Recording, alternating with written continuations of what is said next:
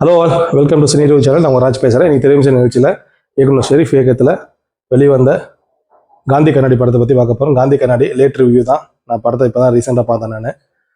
நம்ம கேபி பாலா நடிச்சிருக்கிறாரு. அவரோட debut film. ஒரு டெபியூ ஃபிலிம் மாதிரி தெரில. ஓகே, ஃபர்ஸ்ட் ஆஃப் கொஞ்சம் சுமாராக போகுது. கதையோட சுருக்கம் பார்த்தீங்கன்னா ஒரு ஈவெண்ட் மேனேஜ்மெண்ட் பண்ணிட்டு இருக்காங்க. ஸோ ஒரு ஒரு கல்யாணம் பண்ணி வைக்கிறாங்க. அவர் கொஞ்சம் அடிமட்டத்துலேருந்து பாலா வராரு.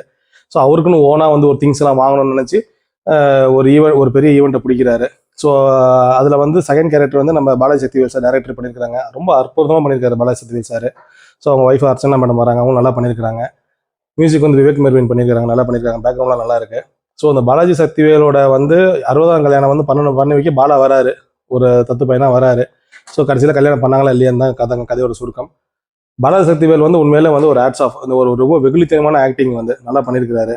கண்டிப்பாக கேபி பாலா இன்னும் மேலும் இது மாதிரி நல்ல ஸ்கிரிப்டா எடுத்து அவர் காமெடி தகுந்தாப்புல ஒரு சின்ன சின்ன ஆக்ஷன் சீக்வன்ஸோட படம் பண்ணாலும் நல்லா இருக்கும். கண்டிப்பா காந்தி கண்ணாடி மக்கள் ஆதரவோட நல்லா பெருசா போயிட்டு இருக்கு. ஏன்னா இது 3வது வாரம் ஸ்டார்ட் ஆக போகுது. எல்லா தேட்டர்ஸ்லயும் நல்லா போயிட்டு இருக்கு படம். உங்களுக்கு ஹேட்ஸ் ஆஃப் பாலா. கண்டிப்பா மக்களே, நீங்க கண்டிப்பா இந்த படத்தை ஒரு முறை தேட்டர்ல குடும்பத்தோட என்ஜாய் பண்ணலாம். தேங்க்யூ. Watch out.